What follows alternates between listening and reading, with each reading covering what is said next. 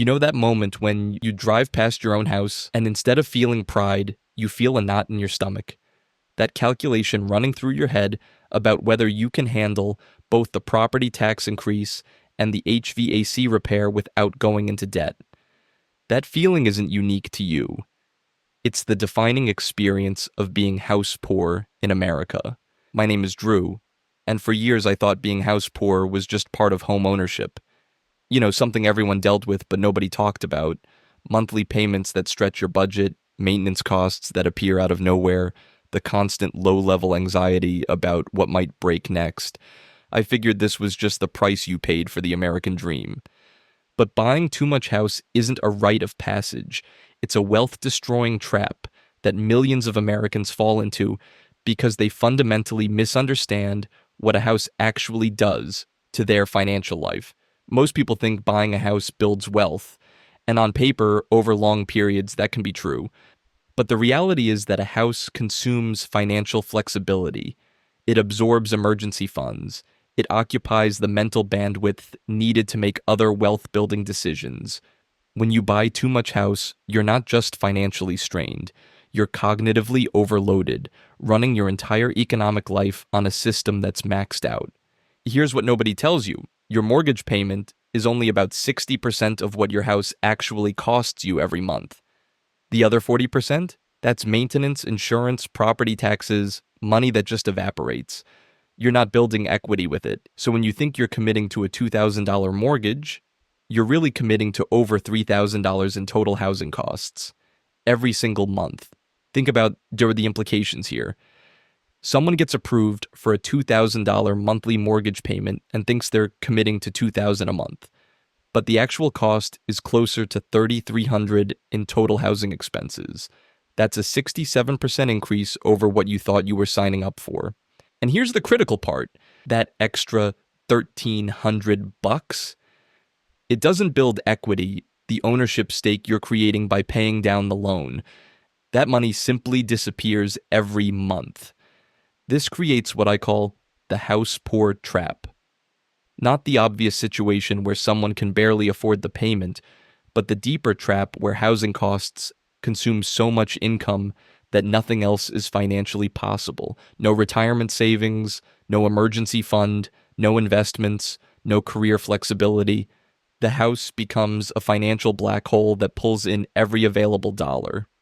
Let me break down where this money disappears, because understanding the specific mechanisms is what woke me up. Maintenance alone, just keeping the structure functional, runs most people somewhere between $9,000 and $11,000 a year.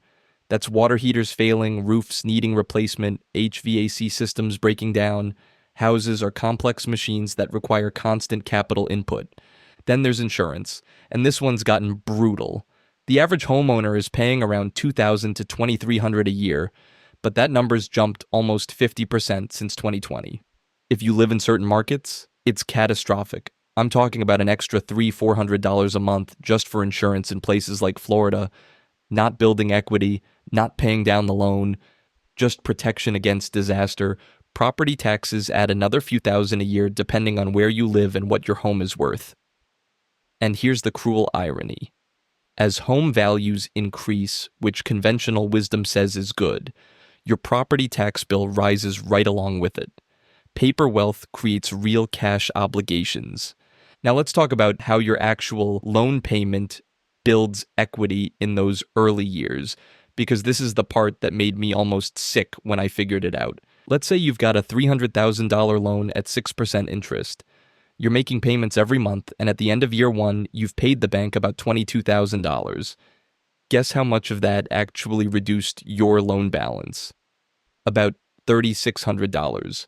The rest, almost $18,000, went to the bank as interest. You're paying the bank 5 times more than you're paying yourself. For every dollar of ownership you create, $5 go to the lender. And that's before we account for the $1,300 a month in operating costs that build zero equity. So your real monthly outflow is over $3,000, and only about $300 of that actually increases your ownership stake. The remaining 96% just disappears. This reframes what buying a house builds wealth actually means. Wealth isn't being built efficiently. Your income is getting converted into a trapped, illiquid asset incredibly slowly while you pay a massive premium for the privilege. And for those who bought too much house, stretching to make payments, this happens with zero margin for error. Recent data shows that over a quarter of Americans now spend more than they earn every month. More than a quarter of the country is moving backwards financially, with housing costs as the primary driver. Meanwhile, about two-thirds of Americans report genuine anxiety when thinking about their personal finances. That's not random stress. That's a rational response to unsustainable financial structures. So how do people end up here? It comes down to how affordability gets calculated when you're buying a house. The standard advice from real estate agents and loan officers is to buy as much house as you can afford. And they define afford based on loan approval, typically somewhere between 28% and 36% of your gross income for housing costs. That sounds reasonable until you look at how they're actually doing the math. They calculate based on your before-tax income, and they only count the loan payment, not your total housing expense. Let me show you what this looks like for someone making $75,000 a year, solidly middle class in most of America. $75,000 annually is about $6,200 a month before taxes. At 28% of gross income, your affordable mortgage payment is around $1,750 monthly. Banks will approve you for roughly $290,000 in loans at current rates, but that $1,750 only covers the loan payment. Add in those $1,300 in average operating costs, and your total monthly housing expense is now over $3,000. That's 49% of your gross income. But here's where it gets really ugly. That's before taxes. Your actual take-home pay after federal taxes, state taxes, payroll deductions, you're probably bringing home about $4,500 a month. So housing is now consuming 68% of your actual spendable income. That leaves about $1,400 a month for everything else. Food, transportation, car insurance, utilities, credit card payments, savings, emergency fund, retirement, healthcare, everything. One unexpected $1,200 car repair or an $800 medical bill, and you're going into debt. One bad month creates a financial crisis, and this is your reality for the next 30 years. This mechanism, not home value depreciation or being underwater on your loan, is how buying too much house keeps people poor. It traps your income in a box labeled mandatory monthly housing expense and leaves no room to save, invest, or build liquid wealth. And there's research backing this up. Studies show that home ownership, particularly among lower and middle-income households, can actually reduce economic mobility. The mechanism makes sense. When you're stretched thin on housing, you can't relocate for better opportunities. You can't take career risks that might pay off later. You can't invest in education or training. You can't start a business. Every decision gets filtered through, but I have to make the mortgage payment, which eliminates most paths to income growth. And it's not just your bank account that suffers, it's your decision-making capacity. Every life choice, career moves, relationships, health decisions, gets evaluated through the lens of, can I still afford my house if I do this? That's not freedom. That's constraint with a two-car garage. So what's the path forward? You need to recalculate your housing budget based on reality rather than bank approvals. Step 1. Calculate based on take-home income, not gross. Take your monthly after-tax income and multiply by 0.25. That's your maximum total housing budget, including the loan payment and all those operating costs. Going back to our example, at $75,000 income with $4,500 monthly take-home, your maximum total housing expense should be about $1,100. Now subtract those $1,300 in average operating costs, and you get a negative number. Translation: at $75,000 in income, the average American house is basically unaffordable without becoming house poor. That's not a personal failure. That's structural economic reality. The adjustment looks like this. Buy in locations where operating costs are lower. Buy smaller houses that cost less to maintain. Buy older houses that have already been renovated so you're not facing immediate capital expenditures. The goal is total housing cost, loan plus operating expenses, under 25% of your take-home income.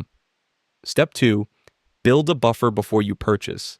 6 months of total housing costs and liquid savings, separate from your down payment. If your total housing expense is $2,500 a month, you need $15,000 in cash reserves that you don't touch unless something breaks. This prevents you from becoming house poor the moment your first major system fails.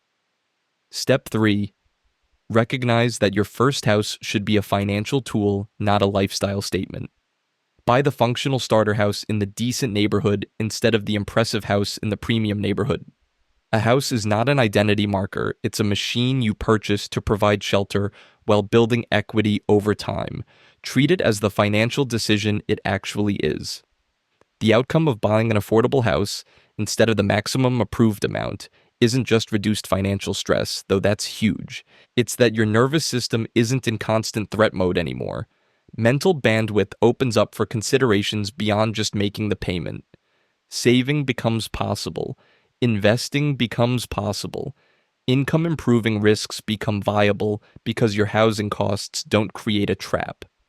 The house transforms from a financial identity into what it should be, shelter with a gradual savings component. And in that transformation, you grasp a truth that people stretched on expensive houses never quite get. The goal isn't owning the biggest house the bank will approve you for.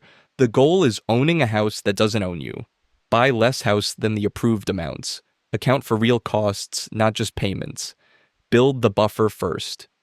The outcome isn't deprivation, it's freedom. Because the most expensive aspect of buying too much house isn't the money you spend.